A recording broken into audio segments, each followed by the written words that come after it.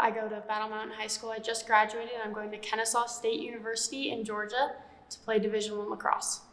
My favorite sports hero is probably Bethany Hamilton, the surfer from Hawaii. She overcame a lot of different things just in her life from the shark attack, but then she came back even stronger as a competitor and athlete. I think being an athlete makes me a better person because I focus on a lot of different things throughout being an athlete, but also before taking care of my body, being just competitive through sports and in life. And it just makes me, I feel like, think about a lot more than I could be. A word that describes me, I think, as a competitor is a teammate, because playing lacrosse, you have to play as a team. Like, you can't be playing by yourself. For me, I'm very talkative on the field. Like, I always try to give people feedback and just also give myself feedback as much as I can. Chris Inks was my favorite coach because he was always there for me for my 7 a.m. practices whenever I wanted him to come.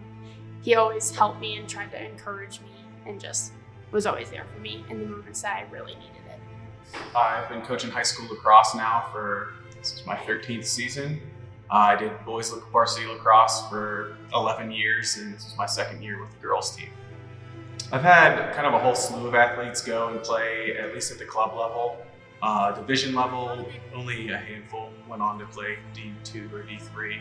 I've only had one athlete that made it to the Division I level. I think there's two things really that make Roxy stand out to me compared to any of the other lacrosse players I've coached. And the first one would be just her dedication to the sport. This was a kid that at 15 years old was texting me at 7 a.m. just to see if she could get an hour in the gym, just to get some reps in before school even started. So her dedication to the sport really stands out to me. And then the second thing is just her body awareness. I've always thought this comes from her having a freestyle skier background, but any minute body movement that I was able to point out to her that she was doing, she instantly got it and then was able to apply any of the feedback that I gave her. So those two things really stand out to me. I'd go to the gym a lot just to always work on my strength, but then every day I'd try and get my stick in my hand so I could work on my stick skills. I juggled a lot for hand-eye coordination. I'd wake up at 7 a.m. before school and play some lacrosse for an hour till 8, and then would go on with my day, but I was always trying to put in as much lacrosse as I could. You can't look at it as getting hit with a ball.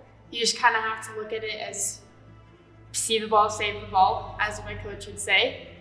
You just kind of got to do it. You can't think about it. You just have to save it. Go for it. Don't worry about getting hit with it. You'll have a bruise, but it's gonna go away.